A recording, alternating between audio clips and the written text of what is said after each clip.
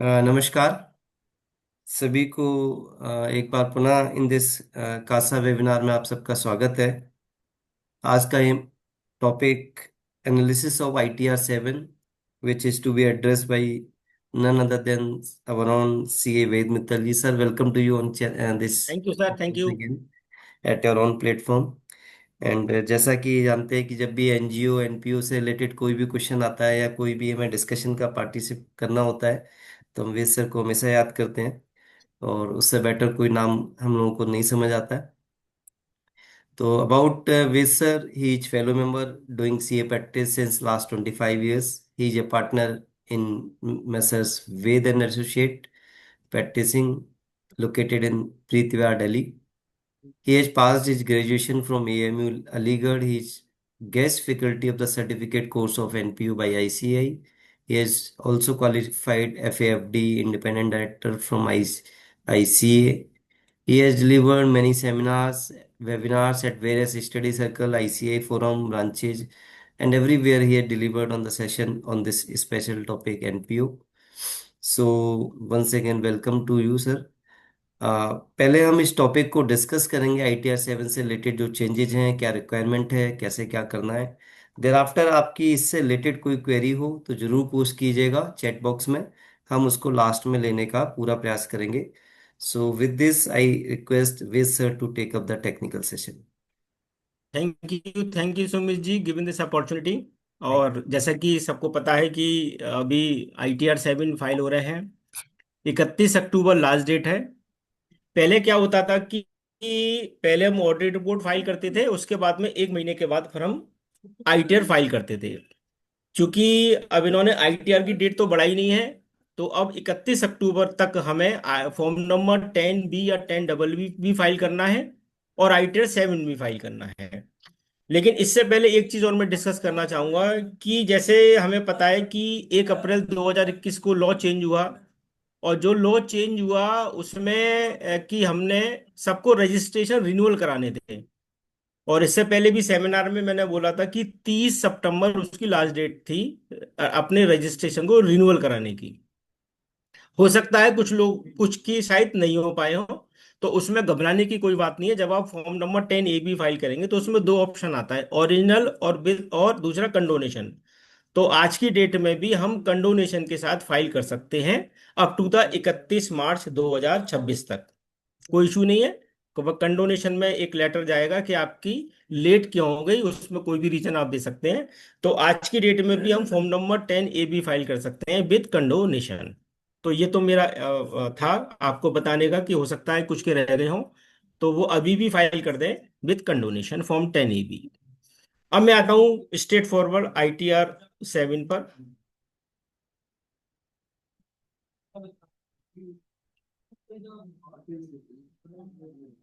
Visibility है? PPT आ रही है? हाँ, यस सर, यस सर, इसे सर लार्ज कर लीजिए सर। जी। ये राइट साइड में सर जो एरो आ रहा है। जी, यस सर, ओके। देखिए से ITR-7 जो फाइल करते हैं हम 4 सेक्शंस में करते हैं, 139 4A, 4B, 4C और 4D। पहले ये एक सेक्शन भी होता था, लेकिन अब उन्होंने ITR-5 के लिए कर दिया है। केवल 4 सेक्शन के लिए एप्लीकेबल है ITR-7। अब करते हैं 139 4A में क्या आता है। 139 4A में वो NGOs आते हैं, NPO आते हैं जिनका सेक्शन 11 में रजिस्ट्रेशन है, मींस जिनका 12AA में रजिस्ट्रेशन है और सेक्शन 11 का वो बेनिफिट लेते हैं। मींस हम सब जानते हैं कि इनकम टैक्स में दो तरह के रजिस्ट्रेशन और अप्रूवल होते हैं। एक 12AA में होता है, 1023C में होता है। तो यदि मेरा कोई ट्रस्ट NPO जिसके पास में 12AA का रजिस्ट्रेशन है, तो वो सारे के सारे 139 4A में कवर होते हैं। 139 4B में जो पॉलिटिकल पार्टी है, इवन पॉलिटिकल पार्टी के लिए भी ITR-7 फाइल करना कंपलसरी है। और इलेक्टोरल ट्रस्ट, तो उनका सेक्शन हो जाता है 139 4B। देन आते हैं 139 4C जिसमें 1023C और उसके अलावा और भी हैं, वो C में आते हैं। और D में आते हैं रिसर्च एसोसिएशन, जिनके पास में section 35 of income tax act में स्पेशल अप्रूवल है। तो इन 4 सेक्शंस में यदि हम कवर हैं तो तभी हमारे पास में ITR-7 फाइल होगा। अब एक क्वेश्चन आता है कि मेरा एक ट्रस्ट है, एनजीओ है, लेकिन 12AA में रजिस्टर्ड नहीं है, तो उनके लिए कौन सा होगा? उनके लिए आईटीआर 5 होगा। इसमें एक एक्सेप्शन है।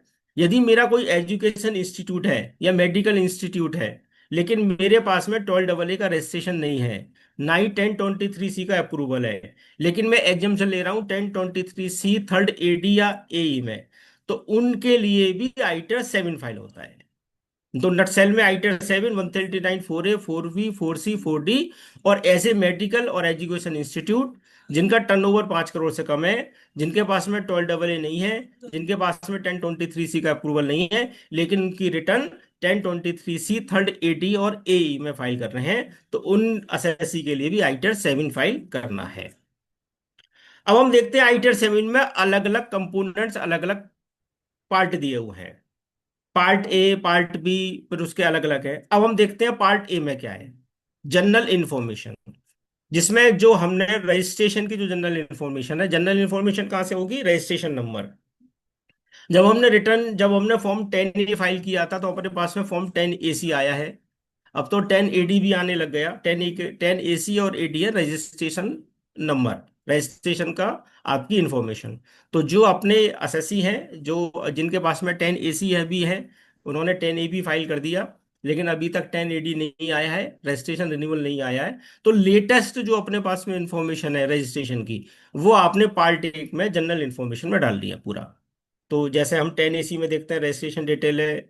अब इसमें मांगता है कि कब से रजिस्ट्रेशन है, तो हम डालेंगे 1/4/2021, क्योंकि फॉर्म नंबर 10AC या जब हमने आज से 4-5 साल, 3 साल पहले एक फॉर्म 10A फाइल किया था, तो उसकी वैलिडिटी थी 1 अप्रैल 2021 से। तो इसमें आता है कॉलम में कि आपसे, आपके पास में कब से है, तो उसमें डेट ना डाल के 1/4/2021 हम डाल सकते हैं। रजिस्ट्रेशन डिटेल में अपना आती है कि आपका रजिस्ट्रेशन नंबर क्या है। अब आता है total income, part B TI में। इनकम है एग्जाम्पशन के लिए 115 BVI, ये अलग अलग आती हैं। तो अब टोटल इनकम, ये कहीं ना कहीं आगे के जो अनग्जर से दिए हुए हैं, उनसे अपना आप ये इंफॉर्मेशन इसमें फिलअप होके आ जाती है, हमें इसमें फिलअप नहीं करना। ये ऑटो पोप है।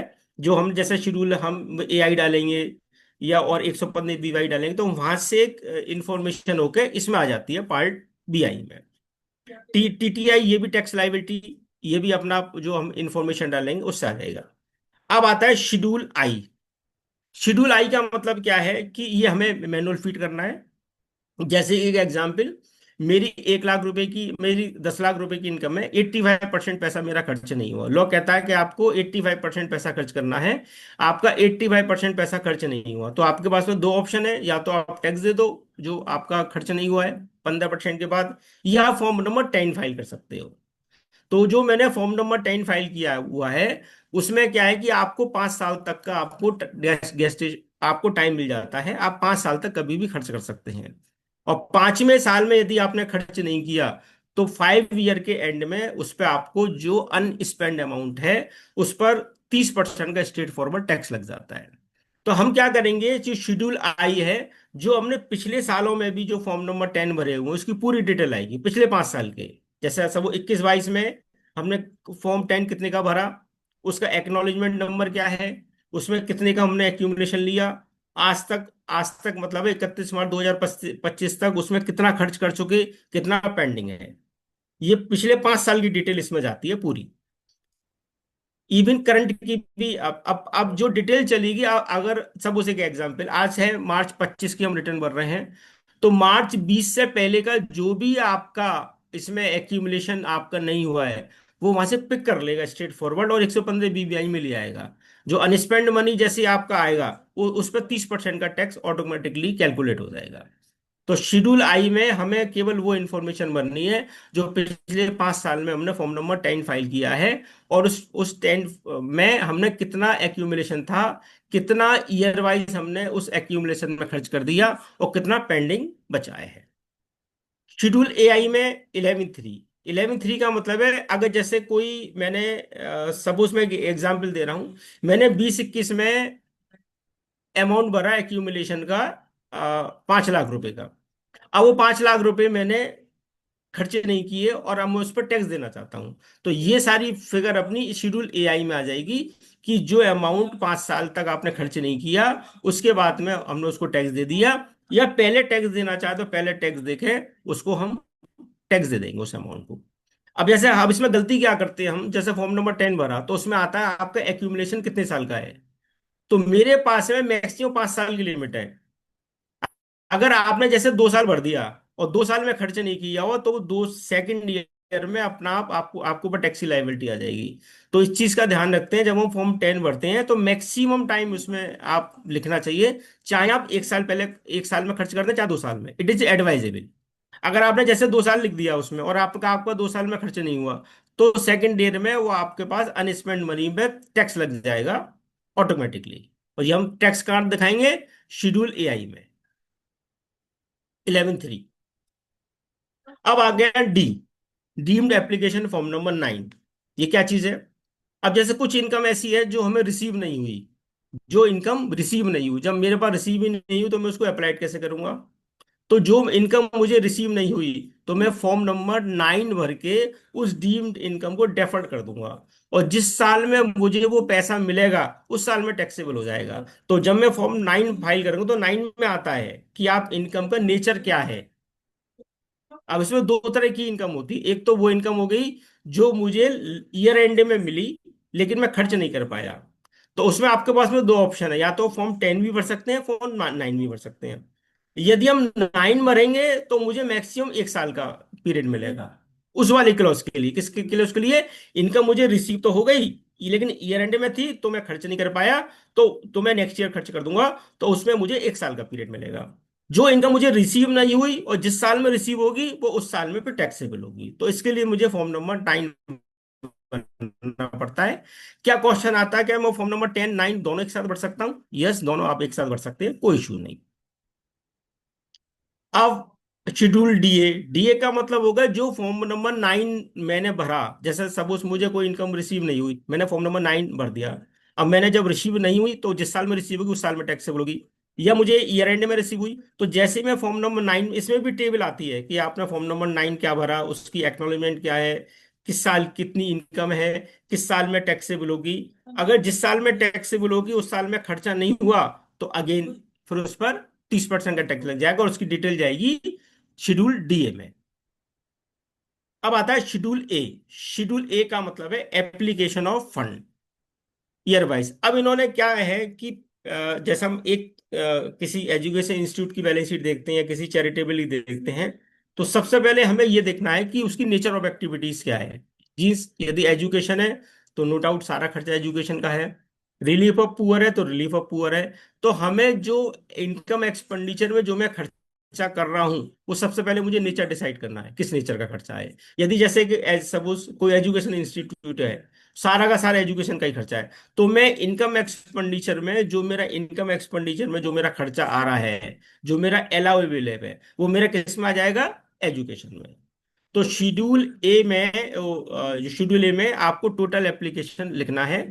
और ये एप्लीकेशन दो तरह की हो गई, रेवेन्यू नेचर की और कैपिटल नेचर की। कैपिटल नेचर की क्या है? जैसे मैंने कोई फिक्स एसेट खरीद ली out of the current year income, तो वो मेरा कैपिटल नेचर का एप्लीकेशन हो गया। तो वहां कॉलम में भरा हुआ है कि रेवेन्यू नेचर का कितना है, कैपिटल नेचर का कितना है। ये सारा का सारा इसका टोटल आपका एप्लीकेशन फंड से डेलिट होना चाहिए। अब जैसे हम और तरह की आईटीआर भरते हैं, 5 भरते हैं, 2 भरते हैं, तो वहां आपकी क्या है, डिटेल वाइज आती है। जैसे रेंट कितना है, सैलरी कितना है। यहाँ डिटेल वाइज फिगर नहीं देनी, यहाँ फिगर आपको कंसोलिडेट देनी है। Total total consolidate income expenditure में जो आपका खर्चा हुआ है, उसमें रेवेन्यू नेचर का कितना है, फिक्स एसेट में जो आपका कैपिटल नेचर का खर्चा है, जो अलाउेबल कैपिटल का नेचर है वो। यदि मैंने लोन लिया हुआ है तो लोन माइनस हो जाएगा, आपका अलाउेबल कैपिटल एक्सपेंडिचर ये आपका आ जाएगा। अब आता है शेड्यूल जे। शेड्यूल जे में इन्होंने क्या किया हुआ है कि जो जैसे लॉ कहता है कि 3 तरह के आपकी जो फंड है वो आपको 11(5) में रखने हैं। पहला, कॉर्पस फंड, जो आपका रिमेनिंग कॉर्पस फंड है, जो अनयूटिलाइज कॉर्पस फंड है, उसको आपको 11(5) में रखना है। 11(5) का मतलब है कि या तो आपको बैंक अकाउंट में रखना है, बैंक अकाउंट में सेविंग में हो सकता है, करंट में हो सकता है, एफडीआर में हो सकता है, या और जो एलिजिबल सिक्योरिटी एज पर 11(5) उसमें भी हो सकता है। इवन म्यूचुअल फंड में भी पैसा आपका हो सकता है। तो वहां इन्होंने लिंकिंग कर दी है। लिंकिंग किससे की है? दो चीज से। एक तो जो फॉर्म नंबर 10 हमने फाइल किया हुआ है, एक्यूमुलेशन फाइल किया हुआ है, एक उसकी इसका अमाउंट 11.5 में रखना है, या कॉर्पस का जो अनयूटिलाइज अमाउंट है वो आपको 11.5 में रखना है। और दोनों का टोटल करके शेड्यूल जे से इन्होंने लिंक कर दिया है। तो शेड्यूल जे में मुझे रखना है कि कौन सा कितना कितना मेरा कॉर्पस में है, कितना नॉन कॉर्पस में है। अब यहां पर मैं आता हूं चीजें क्या, हम कहाँ गलती करते हैं। सपोज एक एग्जांपल लेता हूं मैं। मेरा अनयूटिलाइज कॉर्पस फंड है 5 लाख रुपए का, सपोज एक एग्जांपल ले लेते हैं। और एक्यूमुलेशन है जो मैंने पिछले सालों का फॉर्म नंबर 10 भरा हुआ है, जो अभी तक खर्चा नहीं, वो 10 लाख रुपए। तो टोटल मेरा जो 11.5 में पैसा होना चाहिए वो 15 लाख होना चाहिए। ठीक है। लेकिन जब मैं बैलेंस शीट देखता हूं तो बैलेंस शीट में मेरा सपोज 80 लाख रुपए की एफडीआर है। तो क्वेश्चन आता है, मुझे 15 लाख लिखनी है या 80 लिखनी है? अगर मैं 80 लिख देता हूं तो कोई प्रॉब्लम नहीं है। 15 लिखता हूं तो मुझे अब यह क्वेश्चन आता है, मुझे 15 लिखना चाहिए या 80 लिखना चाहिए?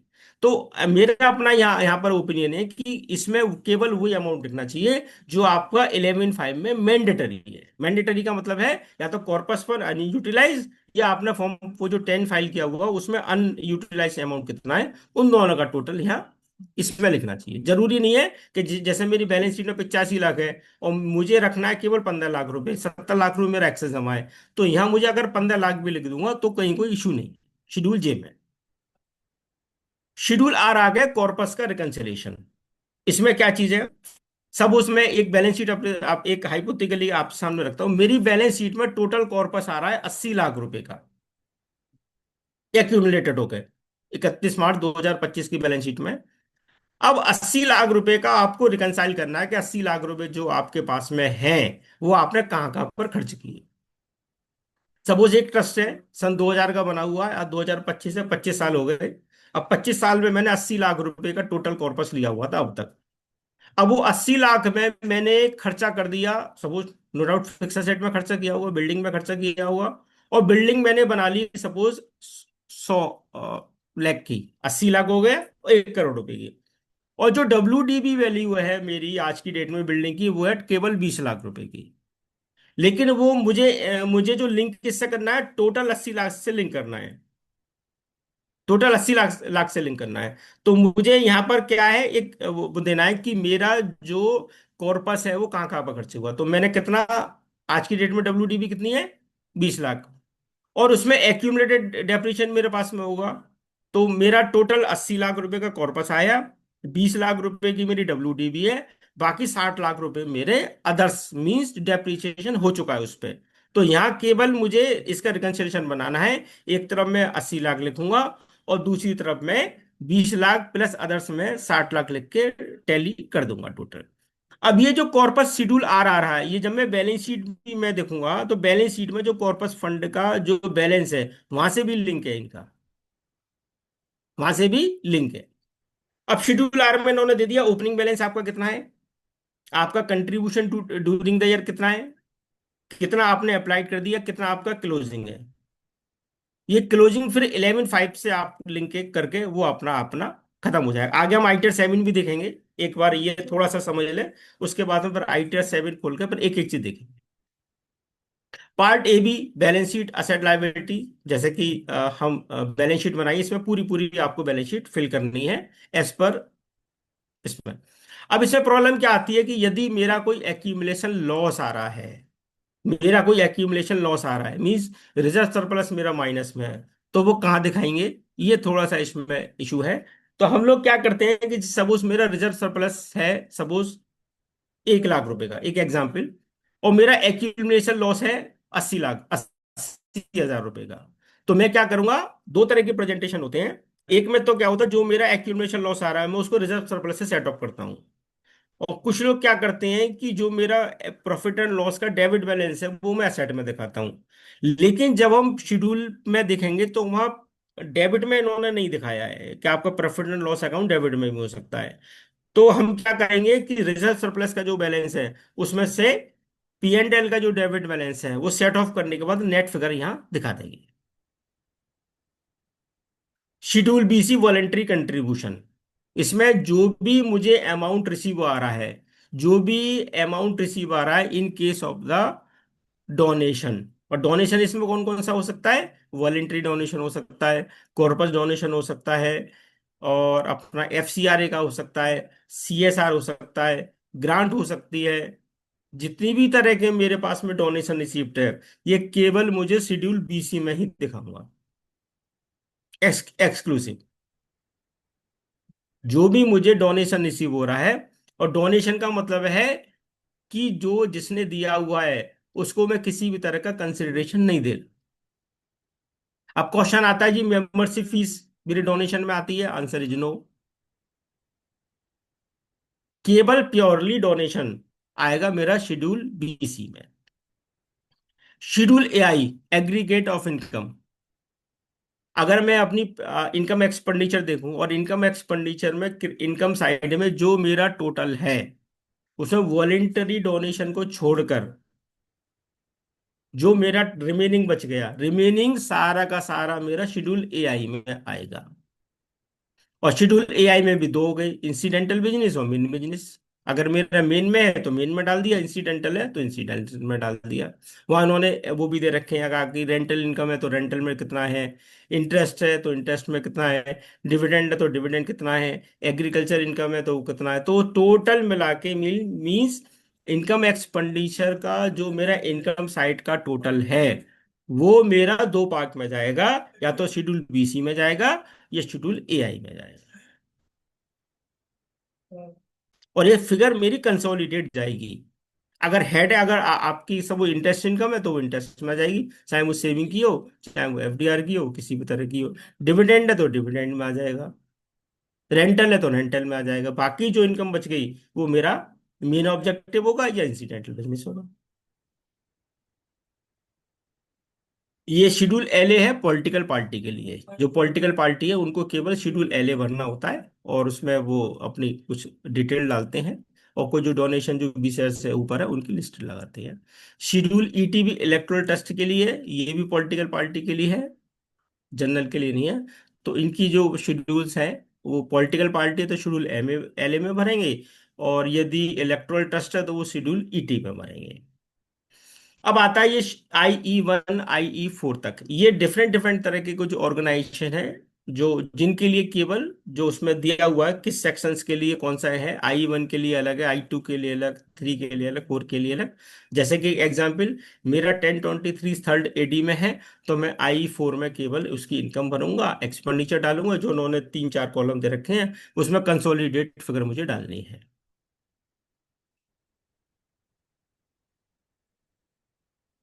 अब 115 BBI, 115 BBI में क्या है, इन्होंने स्पेसिफिक 6 तरह की इनकम इनकम है, इनकम जो इन्होंने स्पेसिफाइड इनकम मानी है। अगर वो मेरी इनकम है शेड्यूल से, ये इन्होंने ऑडिट रिपोर्ट में भी दिया हुआ है और मेरा ITR-7 में भी दिया हुआ है। और मैं उसमें अलग अलग है, अगर जैसे जैसे मैंने पहले भी कहा, जैसे 11/2 11/3 का मतलब मैंने एक्यूमुलेशन किया हुआ है और 5 साल हो गए, 5 साल में खर्च नहीं किया, तो जो अनस्पेंड मनी है वो ऑटोमेटिक 115 BBI में आ जाएगा। फॉर्म नंबर 9 मैंने फाइल किया, नहीं खर्च कर पाया, 115 BBI में आ जाएगा। या कुछ ऐसे रिलेटेड पार्टी ट्रांजेक्शन हैं, 115 BBI में आ जाएंगे। तो इस तरह का 115 BBI की अलग अलग कैटेगरी उसमें लिखा हुआ है। तो उसको मूव करके 115 BBI का चैप्टर बना दिया। ये स्ट्रेट फॉरवर्ड, जो भी हम इनकम डालेंगे इसमें स्पेसिफाइड इनकम, उस पर स्ट्रेट फॉरवर्ड 30% का टैक्स ये कैलकुलेट करके लगा देगा। 115 TD, 115 TD क्या है? यदि मेरा रजिस्ट्रेशन कैंसिल हो गया, अब बहुत बहुत लोगों ने अभी रजिस्ट्रेशन फाइल किए थे, काफी लोगों के रजिस्ट्रेशन कैंसिल हो गए, और कैंसिल होने के बाद में जो ITT अपील में चले गए, तो 115 TD के परव्यू से वो बाहर हो गए। और जिन्होंने नहीं फाइल किया ITT अपील, शांत बैठ गए, वो सारे के सारे एसएससी 115 TD में कवर हो गए। और 115 TD का मतलब है जो आपकी मार्केट वैल्यू है, चाहे जितनी भी एसेट्स हैं, चाहे वो फिक्स एसेट हैं चाहे वो करंट एसेट्स हैं, उनकी market value minus current liability, जो आपको बच रहा है उस पर 30% का टैक्स आपको लग जाएगा। 100 ये ट्रांसफर प्राइसिंग, ये अलग चैप्टर रहेगा। अब इसमें TDS का भी दे रखा है, TDS credit tent break wise, जैसा कि और जनरल ITRs में सेम चीज यहीं यहीं पर ही है। वो TDS आपने क्या क्या डाला हुआ है। FA फॉरेन असेट्स सेम वही है, schedule AL asset liability mandatory. अच्छा, अब इसमें डाल दिया है कि 50 लाख से ऊपर की कोई आपने प्रॉपर्टी का है तो शेड्यूल A डाल दिया है। अनलिस्टेड शेयर होल्डिंग, आपके पास में शेयर्स हैं अनलिस्टेड जो आपको गिफ्ट में मिले हैं, आपको अनलिस्टेड में डालना है। आपका FCRA का कंट्रीब्यूशन है, ये अलग से चैप्टर डाल दिया है। FCRA का जो आपको मिला हुआ उसमें डोनर की डिटेल, कितना यूटिलाइजेशन, ये सब डाले हुए हैं। अब ये सब डालने के बाद में अब मैं डायरेक्ट आ जाता हूँ ITR-7 पे, जिससे यदि हम देखेंगे तो जल्दी चीजें एकदम क्लियर हो जाएंगी।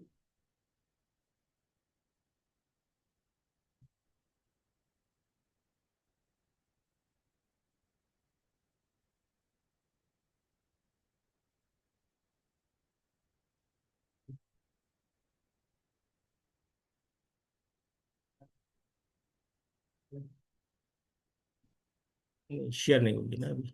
एक मिनट। सर हो गई, शेयर आ रही है। अच्छा, ओके, ठीक है।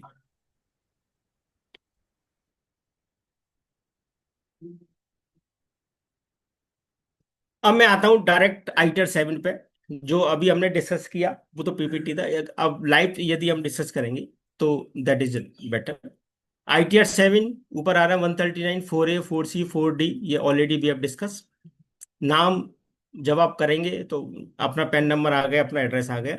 अच्छा, इसमें जो एड्रेस आएगा वो एड्रेस आएगा जो अपने IT इनकम टैक्स के प्रोफाइल में है। यदि आपको चेंज करना है तो पहले आपको प्रोफाइल में जाके एड्रेस चेंज करना है, उसके बाद में ऑटोमेटिकली यहाँ आ जाएगा आपके पास में। आपको लगता है भाई SSC का एड्रेस चेंज हो गया, तो please see the profile, profile में जो एड्रेस है वो एड्रेस आपको यहाँ डालना है। अच्छा, ईमेल एड्रेस भी जो फोन नंबर है वो कोशिश करें फोन नंबर भी SSC का हो, ईमेल एड्रेस भी SSC का हो। आपको टिक करना है 139, 4A, 4C, 4D। इसके बाद में सपोज कोई आपका प्रोजेक्ट चल रहा है, सपोज कोई कुछ लोग, कुछ NPO क्या करते हैं, अपने अपने नाम से प्रोजेक्ट चलाते हैं। जैसे कोई एजुकेशन इंस्टीट्यूट है, उसका नाम, उसका कोई स्कूल चल रहा है तो यहाँ पर स्कूल का नाम लिख दिया, ABC secondary school. Nature of activity क्या है, एजुकेशन। क्लासिफिकेशन, ये सब बाई डिफॉल्ट अपना आप आएंगे, ये आपको भरना है, जरूरी है भरना।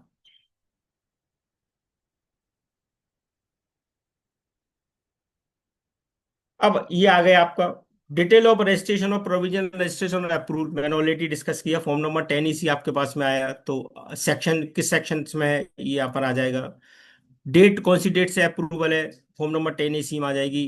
आपका यूनिक रजिस्ट्रेशन आ गया। अथॉरिटी CIT एग्जामिशन दिल्ली या वट विच एवर।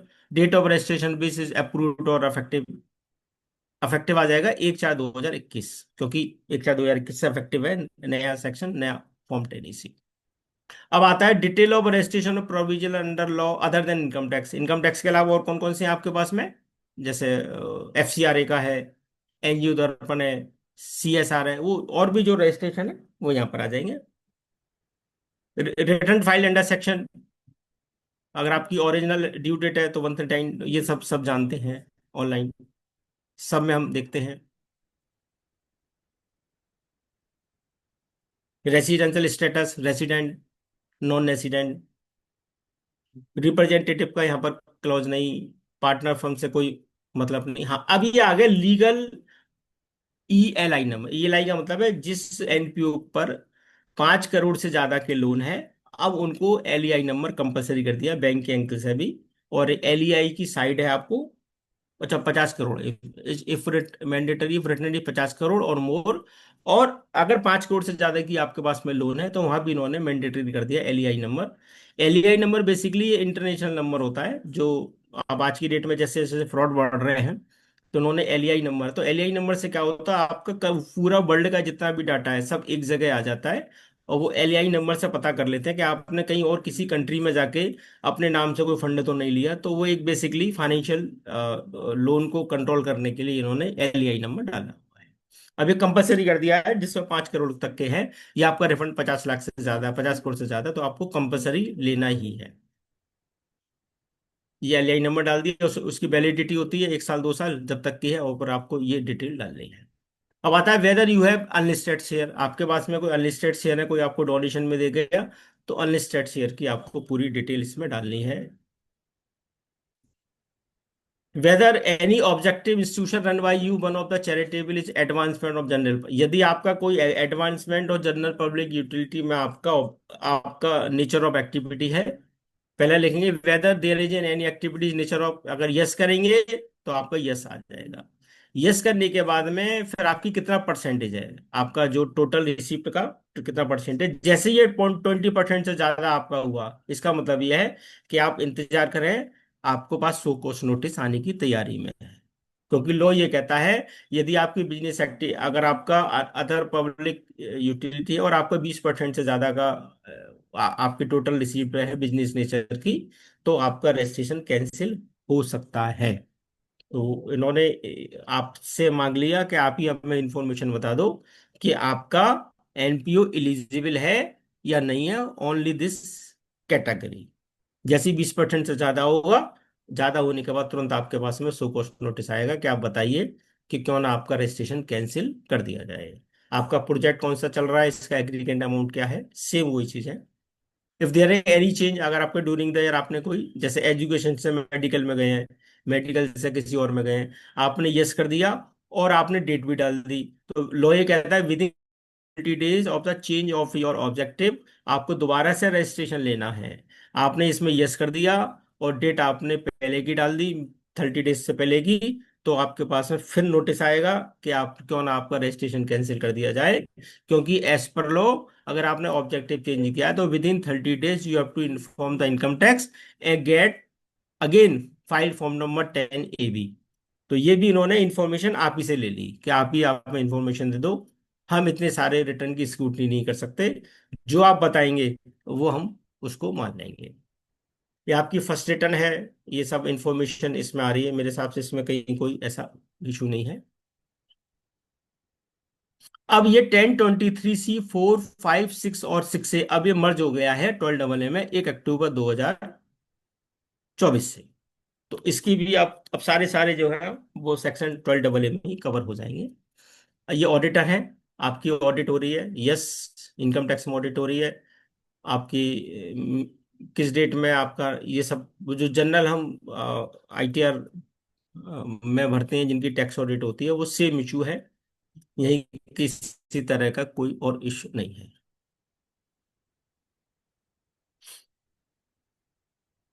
अब आ गया ऑथर ट्रस्टी मैनेजर, जो आपके इसमें जनरली कम से कम 3 लोगों की आपको लिस्ट देनी है ऑफिस बेरर की, यदि ट्रस्ट है और सोसाइटी है, और यदि सेक्शन 8 कंपनी है तो 5% से ज्यादा की यहाँ होल्डिंग आपको देनी है। उनका नेम, एड्रेस, पैन नंबर, आधार नंबर, ये सब डिटेल देनी है। 13(3) में जो आपके रिलेटेड पार्टी हैं, जो 13(3) में कवर करते हैं, उनकी भी आपको डिटेल यहाँ देनी है, कौन कौन से आपके रिलेटिव हैं। और फाउंडर ट्रस्टी उनके रिलेटिव की भी आपको डिटेल देनी है। तो ये कभी कभी बड़ा मुश्किल का काम होता है ऑडिटर के लिए, कि हम कैसे डिफाइन करें कि कौन क्या रिलेटिव है, कौन किसका रिलेटिव है। तो इससे बेटर, इसमें बेटर यही है कि जब हम ऑडिट करते हैं और आपको लगता है ये रिलेटेड पार्टी ट्रांजेक्शन है, तो आप पूछ लेते हैं कि भाई ये इनका आपके साथ में क्या रिलेशन है, जिससे हम उसको ऑडिट रिपोर्ट में वेरीफाई कर सकें, हाँ आपने ये रिलेटेड पार्टी ट्रांजेक्शन किया है या नहीं। शेड्यूल आई, शेड्यूल आई जैसे मैंने बताया था, जब हम फॉर्म 10 फाइल करते हैं तो वो 10 का आ जाता है इसमें। जैसे कि ईयर और एक्यूमुलेशन, जैसे मैं आज फाइल कर रहा हूँ 24-25 की फाइनेंशियल, तो 24-25 आ गया। कितना आपने एक्यूमुलेशन किया, एक्यूमुलेशन का मतलब है खर्चा किया प्लस 15% के बाद में जो बच रहा, वो आपका एक्यूमुलेशन होगा, पर्पस ऑब्जेक्टिव हो गया। ये बैलेंस आपका क्या है, पिछले सालों का अर्ली ईयर में को खर्च किया है बैलेंस, और ये आपका ये पूरी डिटेल आपकी आपकी अमाउंट भरेंगे, जब आप भरेंगे तो अपने आप ये आपका इंफॉर्मेशन आ गई। 19-20 में कितना है, अब 19-20 का अब आज की डेट में लास्ट ईयर है। जैसे ही आप लिखेंगे कि एक्यूमुलेशन आपका हो गया, तो एक्यूमुलेशन के बाद जो आपका बच रहा है उस पर स्ट्रेट फॉरवर्ड का 30% का टैक्स लग जाएगा। 20-21, 21-22, 23-24, 24-25, जो आपने फॉर्म 10 भरे हैं पिछले 6 सालों के, उसकी पूरी डिटेल है, कितना उसमें खर्च हो गया, कितना आपका पेंडिंग बच रहा है, ये हर साल आपको भरना है। इसी का ही जो टैक्सेबल पोर्शन आ गया, जो आपने जिस पर टैक्स दे दिया वो यहाँ पर आ जाएगा, जो आपने खर्च नहीं कर पाए। शेड्यूल आई ए, सेम चीज आ गई। इसके बाद में schedule D, detail of deemed application in the case of, जो मैंने कहा फॉर्म नंबर 9 आपने भरा हुआ है, ये उसका आ गया। उसकी डिटेल इसमें आ जाएगी फॉर्म नंबर 9 की। और जो फॉर्म नंबर 9 में जो आपने टैक्स दे दिया, ये शेड्यूल नंबर डी ए में आ जाएगा। शेड्यूल जे में, जैसे मैंने आपको बताया कि कॉर्पस का, यहाँ क्या आ रहा है, detail of corpus. Corpus, opening balance, receive during the year, applied during the year. अब इसमें ये वाला क्लॉज क्या है, बेसिकली लॉ ये कहता है कि यदि आपने कोई खर्चा पिछले 5 सालों में कॉर्पस से कर दिया, आपके पास रेवेन्यू इनकम नहीं है, चूंकि कॉर्पस से खर्चा कर दिया, वो एप्लीकेशन नहीं माना जाता। अब उन्होंने क्या कह दिया है, जब आप रिवर्ट बैक करेंगे, जिस साल में आपको एक्सेस मनी आपके पास में आएगा, और वो पैसा दोबारा जब आप कॉर्पस में डालेंगे, तब वो साल में एप्लीकेशन होगा, तो वो ये जो आ रहा है amount investment deposit back to the, ये वो वाला कॉलम है। फिर इन सबका टोटल आ जाएगा। फिर फाइनेंशियल ईयर, ये सब क्लोजिंग बैलेंस। अब क्लोजिंग ये जो बैलेंस आ रहा है, ये आपको 11/5 में आना चाहिए डिटो पूरा। जहां आप ये आपने जैसे सपोज यहाँ क्लोजिंग बैलेंस आ रहा है 20 लाख रुपए, और यहाँ आपने भर दिया 15 लाख, तो 5 लाख पर टैक्स लग जाएगा 30%।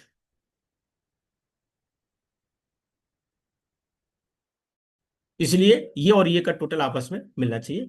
और सपोज नहीं भरा तो ये अमाउंट टैक्स आ जाएगा अर्लियर ईयर, और ये आपका रिमेनिंग बैलेंस आ जाएगा।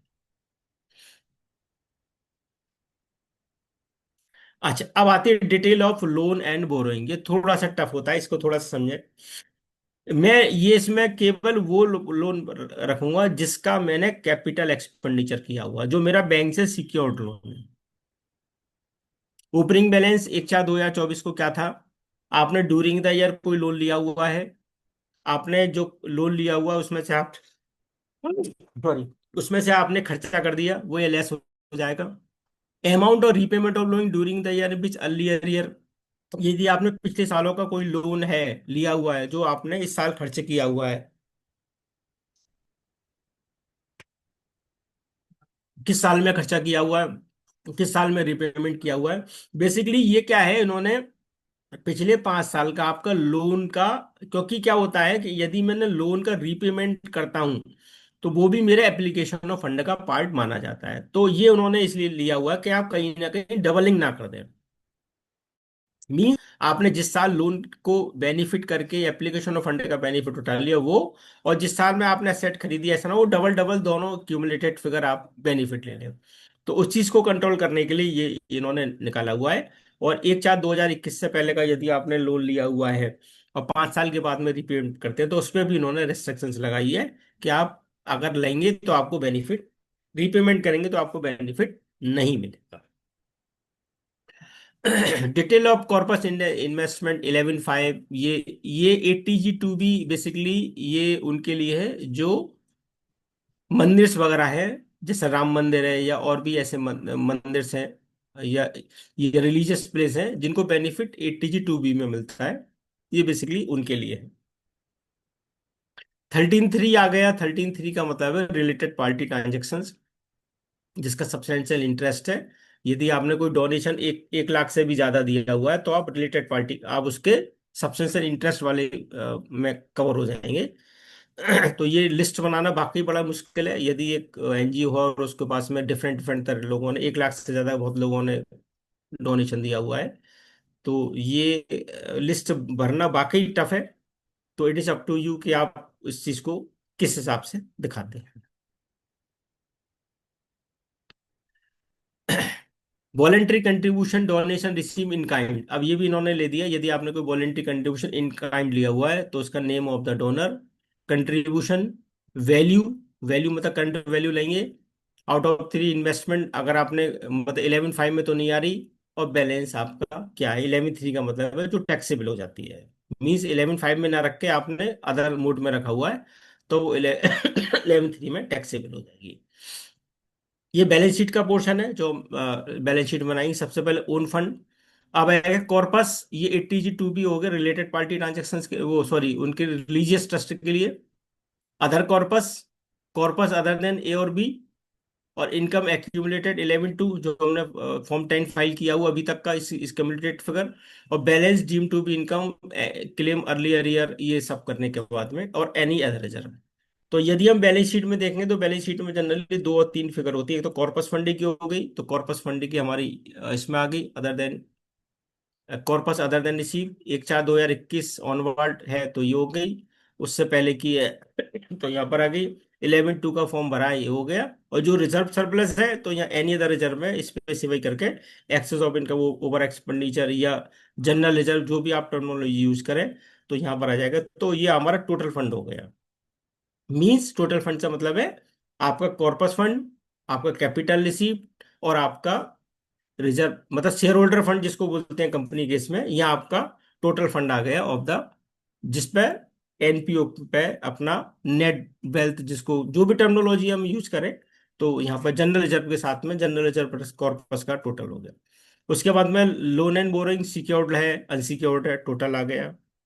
जैसे जनरल वो सेम फॉर्मेट ही है जो हम नई बैलेंस शीट का पढ़ते हैं। टोटल सोर्सेस हो गया। अब आपका एप्लीकेशन ऑफ फिक्स एसेट हो गया, gross block, depreciation, net investment, current asset, उसके बाद करंट लाइबिलिटीज। करंट लाइबिलिटी के बाद में टोटल आपका एक्यूमुलेशन बैलेंस, अच्छा मैंने डाल दिया accumulation balance. If any deficit loss है तो लॉस की फिगर आ गया। उसके बाद में टोटल एप्लीकेशन आपने 11/5 में कितना रखा हुआ है, वो अपना आप उठा लेगा, जो 11/5 का जब पीछे शेड्यूल आई जो भरा हुआ है उसमें आ जाएगा। जो 11/5 में नहीं है वो यहाँ जाएगा।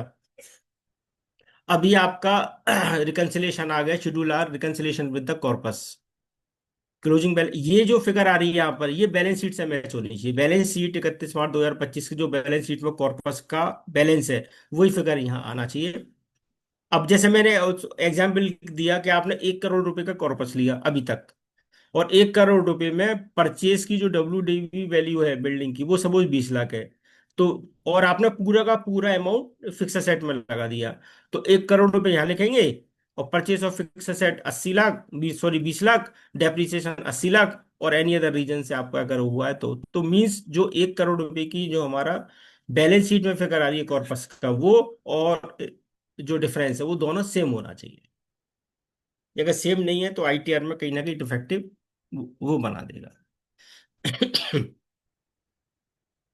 ये आपका क्लोजिंग बैलेंस, जो क्लोजिंग बैलेंस है आपका, वो आपकी बैलेंस शीट से आपका मैच होगा, जो बैलेंस शीट में आ रहा है। इसके बाद पॉलिटिकल पार्टी में ना करें, क्योंकि ज्यादातर अब ये सेक्शन 29 में 100% होती हैं। अगर रजिस्ट्रेशन नंबर क्या है, ये सब डिटेल डालने के बाद में सिंपल चीजें हैं, इसमें बहुत ज्यादा नहीं है।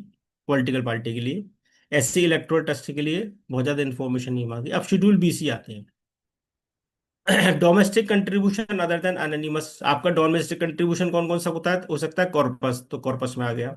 कॉर्पस रिप्रेजेंटिंग डोनेशन मीन जो आपका रिलीजियस के लिए है, वो अपना आ गया। कॉर्पस अदर देन अबव, इसके अलावा और कोई कॉर्पस है, जैसे कोई किसी ने स्पेसिफिक पर्पस के लिए दिया हुआ है, बिल्डिंग फंडिंग के लिए दिया हुआ है, तो अदर देन कॉर्पस यहाँ आ जाएगा। इसके बाद में कोई ग्रांट रिसीव हुई है गवर्नमेंट से, CSR आपको कितना रिसीव हुआ है, अदर स्पेसिफिक ग्रांट रिसीव हुई है, अदर डोनेशन मतलब वॉलेंट्री डोनेशन ही आ जाएगा। और टोटल आपका शेड्यूल आ गया वॉलेंट्री कंट्रीब्यूशन फ्रॉम डोमेस्टिक, मतलब इंडिया से टोटल कितना डोनेशन आपको रिसीव हुआ। इसके बाद में foreign contribution other than anonymous, foreign contribution means FCRA। FCRA में भी दो तरह का होता है, कॉर्पस और नॉन कॉर्पस। कॉर्पस है तो कितना है, नॉन कॉर्पस है तो कितना है। तो टोटल कंट्रीब्यूशन आपका यहाँ पर आ गया टोटल, जो शेड्यूल BC में आ गया। अब इसमें हो सकता है कुछ आपका अनोनिमस डोनेशन भी हो कॉर्पस में। अनोनिमस डोनेशन का मतलब है कि जिसने दिया हुआ उसका अपने पास में कोई KYC नहीं है, नाम पता नहीं है, हमें नहीं पता किसने दिया है, हमारे तो बैंक में आ गया, यही चलेगा। आपके पास में उसकी आइडेंटिटी का मतलब है एटलीस्ट नाम और पैन नंबर या आधार नंबर आपके पास में होना चाहिए। यदि इन नाम भी नहीं है, आधार और पैन नंबर भी नहीं है, तो सारा का सारा डोनेशन अनोनिमस कहलाएगा। इसकी लिमिट है 5% ऑफ द टोटल डोनेशन और 1 lakh whichever is higher. अगर उससे ज्यादा है तो आपको यह मेंशन करना है। और मेंशन करने पर 30% का टैक्स लग जाएगा। लेकिन यदि आपका ट्रस्ट रिलीजियस है तो ये अनोनिमस डोनेशन एप्लीकेबल नहीं होता, क्योंकि रिलीजियस के केस में ज्यादातर पैसा अनोनिमस ही आता है, गुल्लक में डाल देते हैं। तो उसके लिए एप्लीकेबल नहीं है, ये केवल चैरिटेबल जो नेचर के ट्रस्ट है, एनपीओ, उनके लिए एप्लीकेबल है। अब आ गया schedule AI, aggregate of income during the, अगर आपका, जैसे मैंने कहा, अगर आपका एजुकेशन इंस्टीट्यूट है, मेन ऑब्जेक्टिव में टोटल इनकम आ गई। इंसिडेंटल है 11.4 है तो 11.4 में आ गया। कोई रेंटल इनकम है उसमें ही इनकम एक्सपेंडिचर रेंटल में आ गया। कमीशन आ गया, डिविडेंड आ गया, इंटरेस्ट इनकम आ गई, एग्रीकल्चर इनकम आ गई। यदि आपने कोई असेट बेची है ड्यूरिंग द ईयर में, जैसे सपोज एक एग्जांपल, मैंने ड्यूरिंग द ईयर में कोई लैंड बेची, और लैंड की जो बुक वैल्यू है वो है 1 लाख रुपए की, और मैंने बेची है वो 1 करोड़ रुपए की, तो मेरे यहाँ कितना फिगर आएगा? 99 आएगा, 1 करोड़, यहाँ 1 करोड़ रुपए आ जाएंगे। नेट कंसिडरेशन और transfer of capital asset 1 crore. उसके बाद और कोई एनी अदर इनकम आप डालना चाहें स्पेसिफिक, तो ये टोटल आपकी इनकम हो गई। अब शेड्यूल ए आ गया। शेड्यूल ए में आपका donation made to the other trust, यदि आपने किसी अदर ट्रस्ट को कोई डोनेशन दिया हुआ है तो यहाँ आ जाएगा। इसका 85% अपने आप ही ले लेगा क्योंकि लॉ ये कहता है कि आपने किसी other trust, other other NPO को डोनेशन दिया हुआ तो आपको उसका 85% का बेनिफिट मिलेगा। तो यहाँ आपको 85% यहाँ जाएगा। एप्लीकेशन टुवार्ड था, और आपने अब ये अलग अलग नेचर का आ गया कि आपकी किस नेचर की एक्टिविटी। रिलीफ ऑफ पुअर है तो टोटल रिलीफ ऑफ पुअर में आ जाएगा, एजुकेशन है तो एजुकेशन में आ जाएगा। अलग अलग है तो ये आपको ब्रेकअप करना है कि आपका ना किस नेचर ऑफ एक्टिविटी के हिसाब से आपने खर्च किया हुआ है, including admin expenses, including interest, what ever you have show. इसमें दो तरह के आगे, रेवेन्यू नेचर भी और कैपिटल नेचर भी, दोनों का करके ये आपका टोटल आ गया। ये जो अलग नेचर आ गए, ये सारे अलग नेचर आ गए। अब इसमें कोई, जैसे मैंने कहा ऊपर आपने असेट, आपने ऊपर मैं दिखाया ना कि आपको आपने कोई असेट बेची थी, अगर उस असेट के बदले में दूसरी असेट आपने खरीदी तो 11(1)(a) में यहाँ पर आपकी आ गई कि आपने सपोज 1 करोड़ की असेट बेची और 90 लाख की खरीद ली, तो 90 लाख रुपए यहाँ पर आपके नई असेट के आ जाएंगे। अब आता है एक्सपेंडिचर नॉट अलाउड। कुछ ऐसे एक्सपेंडिचर हैं जो आपको अलाउड नहीं है, स्ट्रेट फॉरवर्ड वो आपकी डिडक्शन मीन्स खर्चे से लेस हो जाएंगे, इनकम से लेस नहीं, खर्चे से लेस हो जाएंगे। जैसे डोनेशन टू ट्रस्ट और अदर रजिस्टर्ड अप्रूवल टुवार्ड, यदि आपने किसी एनपीओ को कॉर्पस फंड दिया है, वॉलेंटरी डोनेशन अलाउड है, corpus donation not allowed. Corpus दिया हुआ है तो यहाँ पर आ जाएगा। वो भी दो तरह का, रेवेन्यू और capital nature. Donation trust approve toward the in the case of accumulation, आपने यदि फॉर्म 10 फाइल किया, एक्यूमुलेशन फंड से आपने किसी को डोनेशन दिया हुआ है, तो वो भी अलाउड नहीं है, उस पर भी 30% का टैक्स आ जाएगा।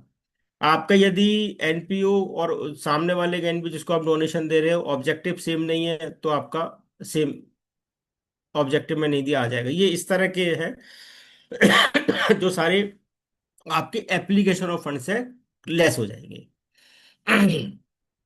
अब ये इन्होंने ये बना लिया कि जो आपने इनकम की है वो आपने कहाँ कहाँ से हुआ। सपोज मेरी टोटल खर्चा हुआ 1 करोड़ रुपए का। अभी कहते हैं 1 करोड़ रुपए आपके पास आए कहाँ से? पहला खिस्सा, मेरी जो 1 करोड़ रुपए वो मेरे करंट करंट ईयर से आए हैं। जब हम इनकम एक्सपेंडिचर में देखेंगे तो उससे पता लग जाएगा। या ऐसा भी हो सकता है कि जो सपोज मैंने 1 करोड़ रुपए की मेरी इनकम हो, मैंने खर्चा कर दिया 1 करोड़ 20 लाख रुपए, तो 20 लाख रुपए जो एक्सेस आए कहाँ से आए हैं कि साहब जो पिछले सालों का एक्यूमुलेशन था मैंने वहां से खर्च कर दिए। ऐसा भी हो सकता है एक्यूमुलेशन से खर्च किया। या मेरे पास में जो पिछले सालों का 15% एक्यूमुलेशन आ रहा है मैंने उससे खर्च कर दिए, या मैंने कुछ कॉर्पस से खर्च कर दिए, या मैंने कहीं से बोरो करा। तो आपको एक फंड फ्लो बनाना है बेसिकली, जो करंट ईयर की आपकी एप्लीकेशन है वो पैसा आपको पास कहाँ से आया। शेड्यूल आई 1, ये इन सेक्शंस के लिए, जो ट्रस्ट मेरा 1021 ये सारे सेक्शन दे रखे हैं, इन सब के लिए आई 1। आई 2 इन सेक्शंस के लिए है। आई 3, 1023 ये सारे जो गवर्नमेंट स्कूल होते हैं, ये गवर्नमेंट मेडिकल इंस्टीट्यूट होते हैं, गवर्नमेंट फाइनेंस भाई, उनके लिए I3 और I4 होते हैं जो प्राइवेट एजुकेशन इंस्टीट्यूट या मेडिकल इंस्टीट्यूट, उनके लिए I4 होता है, जो मैंने पहले भी आपसे बोला। हाउस प्रॉपर्टी इनकम है तो house property income, generally NPO के केस में हाउस प्रॉपर्टी इनकम नहीं होती है, ये होती है पॉलिटिकल पार्टी वगैरह के केस में, तो यहाँ हाउस प्रॉपर्टी इनकम आता है। कैपिटल गेन भी हमारे लिए नहीं होती, क्योंकि हमारी जो इनकम होती है विदाउट हेड ऑफ इनकम होती है, जो भी इनकम होती है शेड्यूल AI में आती है सारी। लेकिन ITR-7 और लोगों के लिए भी एप्लीकेबल है, तो इसलिए उनके हिसाब से भी ये ड्राफ्ट किया हुआ है।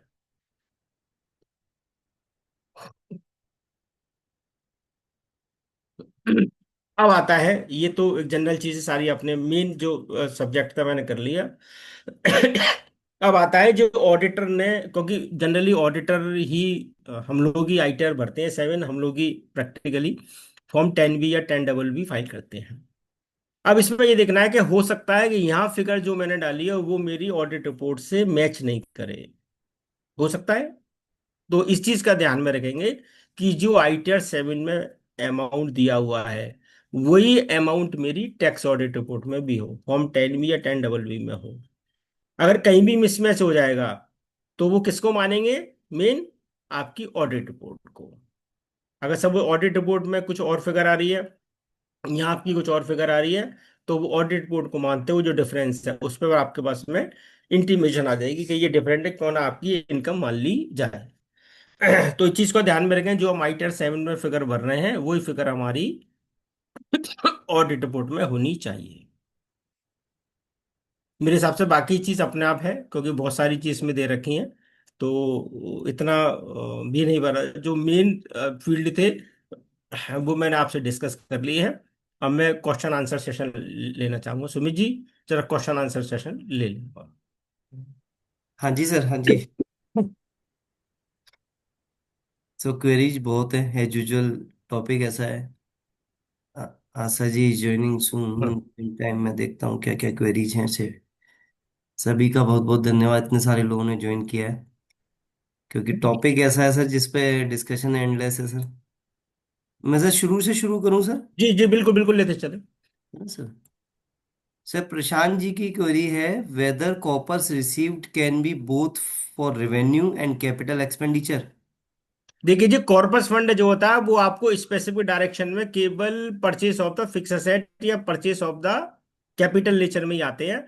आप कॉर्पस फंड को यदि रिवेन्यू नेचर में खर्च करेंगे तो आपको एप्लीकेशन ऑफ फंड का बेनिफिट नहीं मिलेगा। और how to show expenditure out of corpus fund in the income expenditure account since the expenditure out of the corpus is not treated देखिए लो, एज। देखिए क्या आता है, जब हम इनकम एक्सपेंडिचर सब उसमें एग्जाम्पल ले रहे हैं हाइपोथेटिकल, मेरी 1 लाख रुपए की इनकम है और मेरा एक्सपेंसेस है 5 लाख रुपए का। अब मैं जब इनकम एक्सपेंडिचर बनाऊंगा तो 1 लाख रुपए की इनकम होगी, 5 लाख का मेरा एक्सपेंडिचर हो, 4 लाख रुपए का excess of expenditure over income आ गया। अब जब मैं ITR-7 बनूंगा तो लॉ ये कहता है कि जितनी आपकी इनकम है उतनी इनकम का ही आप बेनिफिट ले सकते हैं। 4 लाख रुपए जो आपने एक्सेस की है वो कैरी फॉरवर्ड नहीं होती, तो आपको 1 लाख रुपए का ही बेनिफिट मिलेगा। अब वो 4 लाख रुपए आपने किससे खर्च किए, कॉर्पस से। तो लो ये कहता है जी, यदि आपने जिस साल कॉर्पस से खर्च किया हुआ उस साल आपको बेनिफिट नहीं मिलेगा, मी 4 लाख का बेनिफिट नहीं मिलेगा। जब आप 4 लाख रुपए दोबारा कॉर्पस फंड में डाल दोगे जिस साल में, विद इन 5 ईयर, जिस साल में डालोगे उस साल की वो एप्लीकेशन मानी जाएगी जिसके लिए शेड्यूल J में इन्होंने लिया हुआ है। सर उसी से related, whether interest on corpus fund is treated as revenue income हाँ, और इट विल बी अब राइट। आती है ये बड़ा कॉन्ट्राडिक्टरी वो है, कुछ केस लॉ फेवर में, कुछ अब लेकिन प्रैक्टिकली फेवर में नहीं। अब मैं आपको एग्जांपल दे रहा हूँ एक। मेरी 1 करोड़ रुपए की कॉर्पस है और कॉर्पस मेरे FDR में पड़ा हुआ है। अब FDR की जो इंटरेस्ट आ रही है वो मेरे 26S में आ रही है और उसमें TDS भी कट रहा है। अगर मैं जब मैं रिटर्न फाइल करूंगा और इस कॉर्पस फंड की इंटरेस्ट को रेवेन्यू इनकम में नहीं दिखाऊंगा तो इनकम टैक्स वालों को नोटिस आ जाएगा कि आपने ये इनकम नहीं दिखाई। हालांकि कुछ केस हमारे फेवर में है जिसमें ये लिखा हुआ है कि यदि कॉर्पस फंड से आपने कोई इंटरेस्ट रिसीव हुई हुई है तो आपकी वो कॉर्पस रिसीप्ट मानी जाएगी। लेकिन प्रैक्टिकलिटी ये व्यवहारिक में नहीं आ पाता। हर बार इंटीमेशन आएगी, हर बार आप जवाब दोगे, CPC की स्थिति आपको पता है। तो बेटर यही है कि आप उस समय जो डिसीजन लें, यदि आपका 85% खर्च हो रहा है, तो रेवेन्यू दिखाने में भी कोई बुराई नहीं है।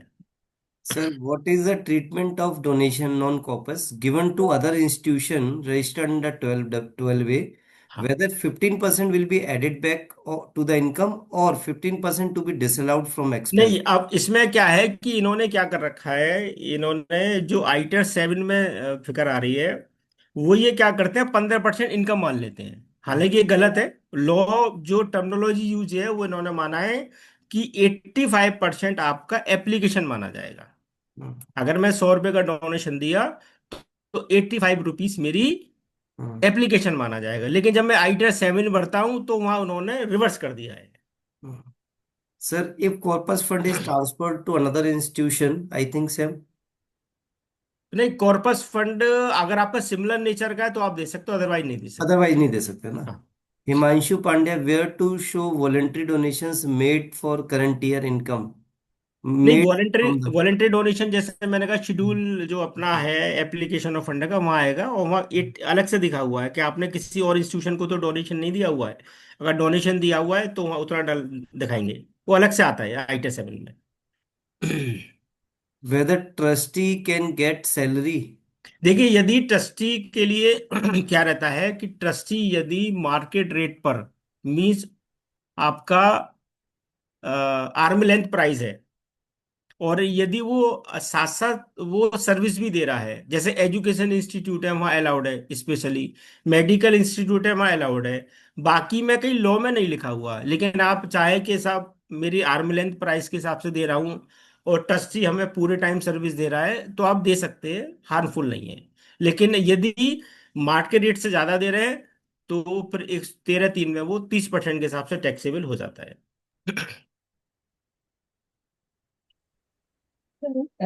Next question है, where donation is given to the other trust. They understand only 85% is allowed. However, the balance 15% is getting reduced from the income in ITR form. Whether that's correct? नहीं, ये भी मैंने अभी डिस्कस किया हुआ है कि आईटीआर हम्म, 7 में उन्होंने क्या किया हुआ है कि ये 15% जो है वो इनकम मान लेते हैं। हालांकि लॉ में जो दिया हुआ लैंग्वेज ये दिया हुआ कि आपका 85% जो है वो आपको एप्लीकेशन मिलेगा। सपोज मैंने 1,000 का डोनेशन दिया हुआ है तो 85% मुझे इसका बेनिफिट मिलेगा। लेकिन जब आप आईटीआर 7 भरते हैं तो 15% ये इनकम मान लेता है। ये पता नहीं क्यों है, इस पर मेरी डिस्कस चल रहा है इन लोगों के साथ। तो मतलब अभी ITR में भी इस चीज के लिए अलग से कोई हाँ, शेड्यूल प्रॉपर हाँ, दिया वो, नहीं है कि वो करेक्ट तरीके से कैच हाँ, करे इस हाँ, चीज को? हाँ। ओके, नेक्स्ट है, एक form 10 file for the year 21-22, fund utilized in 22-23, जी। but form not filed for utilized fund.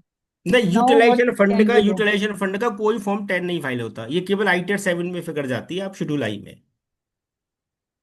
इसमें जैसे 21-22 का है और फंड यूटिलाइज 22-23 में हो रहे हैं। हाँ, जो क्योंकि हम आईटीआर 7 में, जब हमने आईटीआर 7 में शेड्यूल आई है उसमें लिखा होता है कि किस किस साल में फॉर्म भरा, कितने का फॉर्म भरा, कितना अब तक यूटिलाइज कर लिया आपने। तो वो क्यूमुलेटेड फिगर आती रहती है। इसके लिए कोई ओके, अलग से फॉर्म नहीं फाइल करना, आपने ओके। यूटिलाइज कर लिया तो। निधि जी इसके रिप्लाई में कह रही हैं कि that is for accumulation not for utilisation, but some trust file for safer side. नहीं, नहीं, तो वो कर प्लीज, लेते हैं, लेकिन वो क्योंकि वो उसमें है भी नहीं, कॉलम भी नहीं इसकी है, जरूरत आप ही कर नहीं। रहे हैं तो आप अपने ठीक है, उसके लिए कर रहे हैं। आई फॉर्म 10 में कॉलम भी नहीं है कि आपने किया हुआ है। ओके।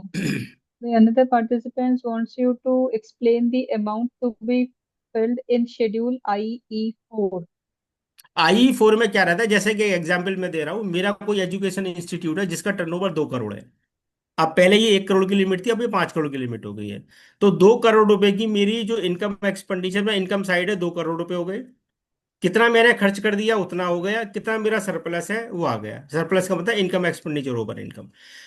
अब ये लॉ ये कहता है कि जितना आपको सरप्लस है वो स्ट्रेट फॉरवर्ड आपका पूरा एग्जाम्प्ट है, विदाउट एनी लिमिट। लेकिन इट इज एडवाइजेबल, दो कंडीशन है इसमें, कि आपका एजुकेशन है तो प्योरली एजुकेशन होना चाहिए, और आपका दूसरा आपका प्रॉफिट मोटिव नहीं होना चाहिए। अब आप ऐसा ना होगा 2 करोड़ की इनकम में 50 लाख का प्रॉफिट कमाए फिर कहें जी मेरा तो प्रॉफिट मोटिव नहीं है, तो ये नहीं चलेगा। Right, right. मनोज जी का क्वेश्चन है, section 8 company registered in August 24, ATG और 12AA registration not obtain till date, got तो रजिस्टर्ड इसके इन लिए आईटीआर GST। 6 फाइल आपको फाइल करना पड़ेगा, आईटीआर 6। और हाँ वही नॉर्मल वही जो यही पूछ प्रोविजन रहे हैं होते कि हैं आईटीआर कंपनी के, कौन सी वो फाइल लगे। करनी है उन्हें। हाँ, वो मैंने ठीक बता है। दिया, ITR 6 फाइल हाँ। करना। नेक्स्ट इनका है whether director remuneration can be paid under section 8 company not having registration under 80G और 12AA। ना तो फिर तो आपकी नॉर्मल कंपनी हो गई, ITR 6 फाइल करेंगे, डायरेक्टर नेमोशियल ले लो, कोई इशू नहीं है। जब आपका नॉर्मल टैक्स दे रहे हो आप 25% का, हम्म। तो कोई इशू नहीं है, डायरेक्टर नेमोशियल यू कैन के लिए।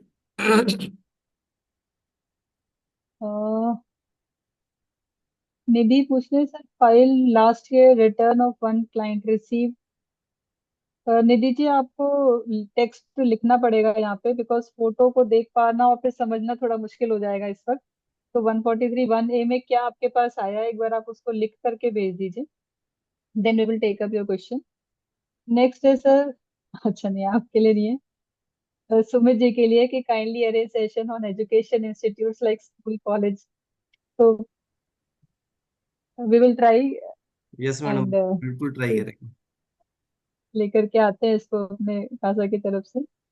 Next question is, sir, whether donation received as per section 11 subsection 1 clause D is always for capital expenditure as this is for specific yes, purpose देखिए क्या होता and है, is कॉर्पस डोनेशन का मतलब है it is to be, जो भी खर्चा होगा वो कैपिटल नेचर का होगा, चाहे वो बिल्डिंग का हो चाहे वो अन्य का हो।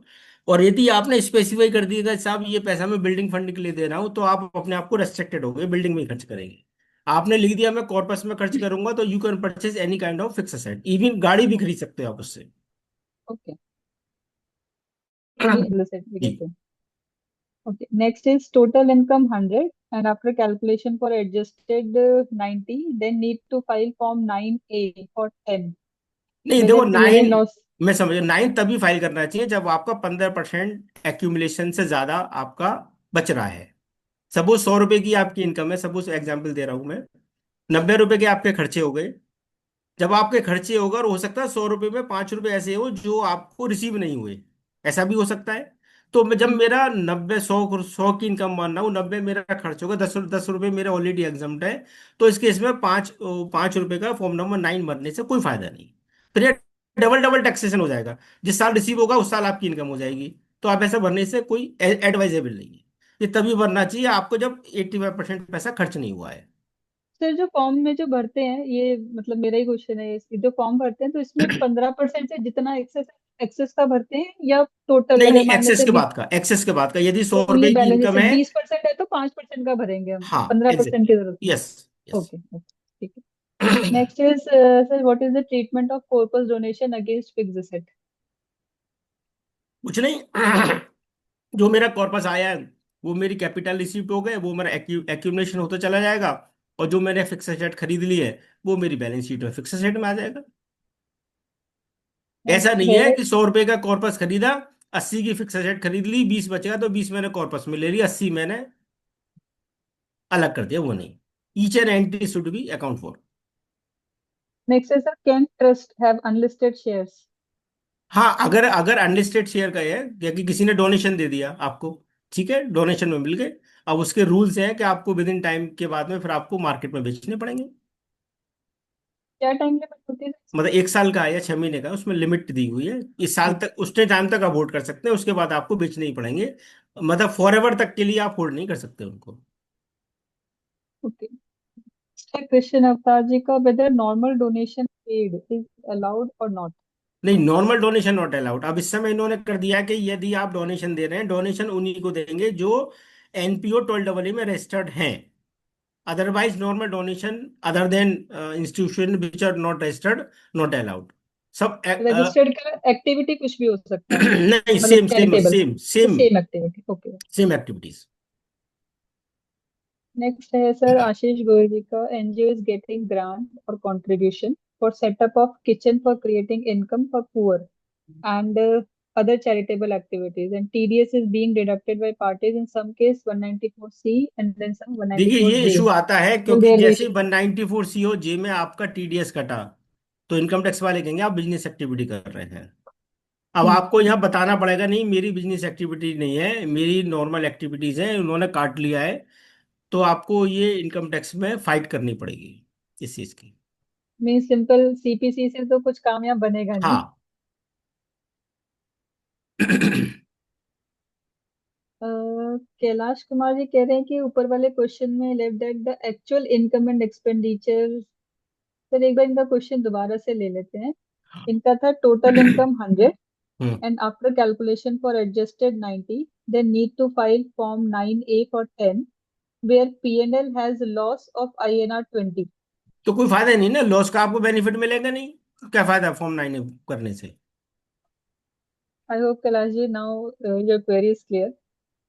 आशीष जी फर्दर पूछ रहे हैं कि sir expenses incurred in cash during the year is allowed नहीं, कैश में इन्होंने including payment to sundry creditors of last limit the year हुई है, payroll कैश में इन्होंने लिमिट दी हुई है, जो अपनी नॉर्मल सेक्शन में लिमिट है वो सेम that लिमिट is है। same to a 10,000 हाँ, yes 43 on yes yes, 3A same that same same limit. section will apply। Satish ji पूछ रहे हैं form 10 and form 9A not filed in August can we file now. नहीं, आप इसको form number 9 और 10 की हालांकि ले में दिए हुए हैं, लेकिन before the filing of the return due date से भी भर सकते हैं, तो अलाउड है। कैलाश जी आपका क्वेश्चन आई थिंक ले लिया है पूरा। एक बार आप उसको कंफर्म कर देना चैट बॉक्स में। सर नेक्स्ट क्वेश्चन है you mean if we paid normal donation then we have to pay 30%। अभी एक नहीं क्वेश्चन जो आया था कि नॉर्मल डोनेशन पेमेंट अलाउड और नॉट। नहीं, नॉर्मल डोनेशन जब आपने देखा है, जब हम शेड्यूल IT-7 भरते हैं तो वहाँ आता है कि कौन कौन से एक्सपेंडिचर आपके डिसअलाउड है, तो ये आपके डिसअलाउ में आ जाएगा।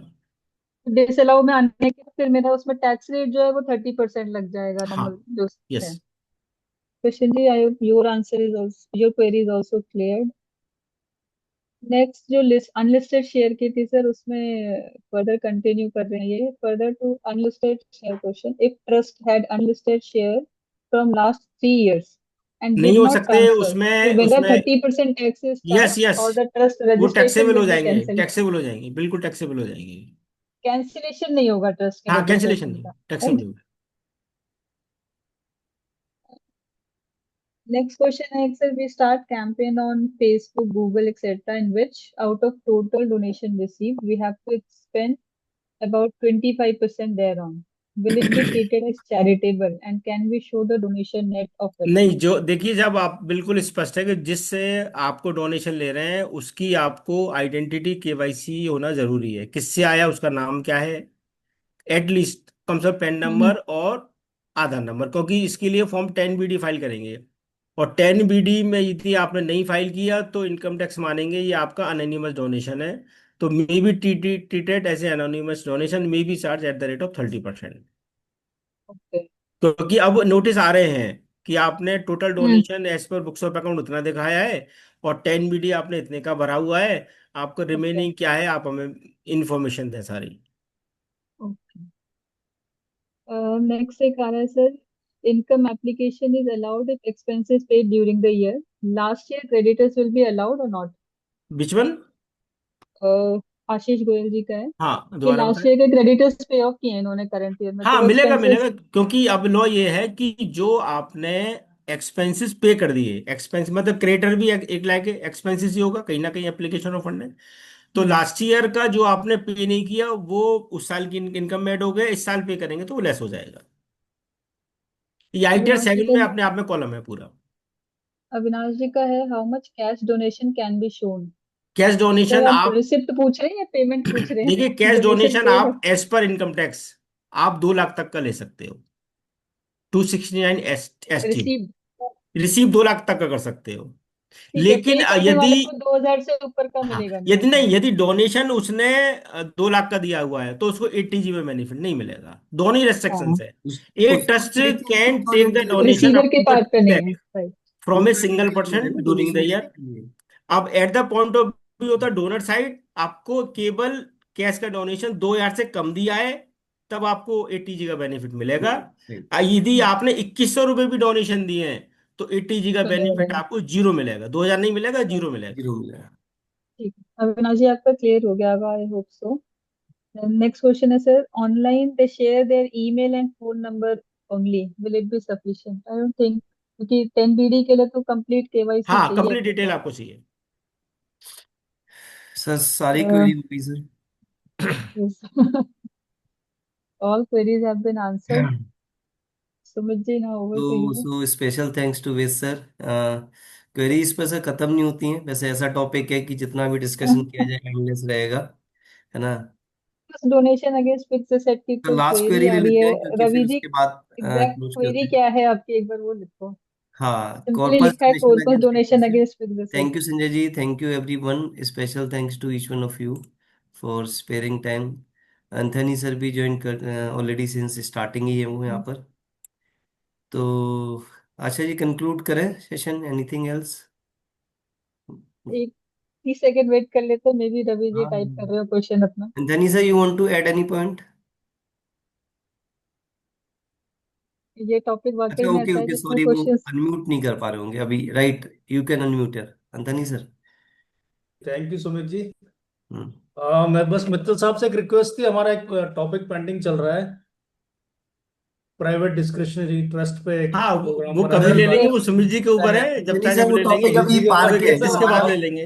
हम सुमित लोगों जी ने तो ऑडिट कह के रहे थे ऑडिट कि के हुआ बाद है करवाएंगे इवन उसको। जुलाई में हम लोगों ने सोचा था, बट सितंबर में, अक्टूबर में ऐसा टाइम नहीं आ रहा कि हम उस पर डिस्कस कर सकें। हाँ जी, हाँ तो जी। जल्दी ही प्लान करेंगे that is very private trust, important public trust पे। है कंसेप्ट कोई जो वे- बात नहीं, टाइम ले लो, अभी ये तो चलेगा, वैसे अभी उसका दिसंबर तक वे, चलेगा ये कार्यक्रम सारा। वैसे उसका फिजिकल रखना वो ज्यादा बेटर है, क्योंकि ठीक है, बहुत ज्यादा ऑनलाइन ठीक में है। इशू आएगा उसका समझने ओके में। सर, मैं आपकी तो बात मुझे ऐसे कर लेते हैं, बताऊं। फिजिकल रखते हैं उसको, ज्यादा बेटर रहेगा। नवंबर में सर इस पे फिजिकली नवंबर में। करेंगे, हाँ, है ना सर? बिल्कुल बिल्कुल बिल्कुल। सर, बेसिक से इसको एक बार लेके चलना पड़ेगा, नहीं तो बिल्कुल सब। सर, बेसिक से चलेंगे हाँ बिल्कुल। जी, हाँ जी। चलिए, तो सो अच्छा सो जी, नाइस ऑफ यू। कंक्लूड करते हैं। Now you can give final formal vote of thanks. Thank you Sumit ji for this. उससे पहले क्वेश्चन आ रहा है हिमांशु पांडे जी का। Form 9A and form 10A both can be filed भर सकते हैं, भर सकते साइमल्टेनियसली। हैं, बस अब सकते हैं। Up to you.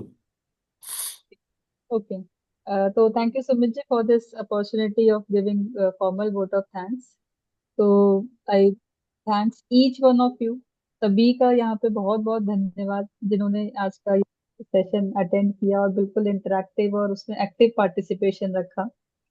And Veda Mittal sir का भी बहुत बहुत धन्यवाद सर, हमेशा हमें टाइम देते हैं और पूरा प्रैक्टिकल डिस्कशन होता है, not only the academic things. तो एंड ऑफ कोर्स विकासा एंड द फाउंडर सुमित्रा जी, जो अच्छी अच्छी वेबिनार्स लेके आते हैं जो हमेशा हमारे यूजफुल होती है फॉर डेली, से कि डेली प्रैक्टिस के लिए। Thanks each one of you and we hope कि आप आगे भी हमारी वेबिनार्स को इसी तरह से ज्वाइन करते रहेंगे, इंटरेक्टिव रखेंगे। तो थैंक यू सो अच्छा जी, वन So, इन sir, more point thanks we to can add. हाँ। Day after tomorrow program. sir, special thanks to Ved sir. क्या बात है, हमारे क्या जो बात है है, ना, नमस्कार। ये हमारे जो है ना हमेशा गुरु रहे हैं। हर एक घड़ी में हमारे को हेल्प किया इन्होंने। Thank you sir. Thank you thank जी, Kailash ji, thank you. Thank you. Sumit ji एक बार डे आफ्टर टुमारो के Day सब after बता दीजिए, tomorrow, timing and topic. we have one more webinar on the ROC compliances, क्योंकि आरओसी में बहुत सारे लेटेस्ट चेंजेज हुए हैं, बहुत सारे फॉर्म में चेंजेज हुए हैं। तो हमारी 5 to 6 1 आवर की latest MCS compliances and annual filing पर एक वेबिनार एनुअल है, filing. tomorrow Wednesday 5 p.m. So let's join, and special thanks to you Ved sir once again, Kailash ji, thank you sir. Rakesh ji, सभी का, जिनके फोटो नहीं दे पा, भूपेंद्र भाई, vice chairperson of the Panipat branch. हम आपके भी सर कंसर्न नोट कर रहे हैं सर, सभी के कंसर्न नोट कर रहे हैं। Whatever we can do, will try to do. So special thanks to thank you each. Everyone. Thank you, thank thank you. You.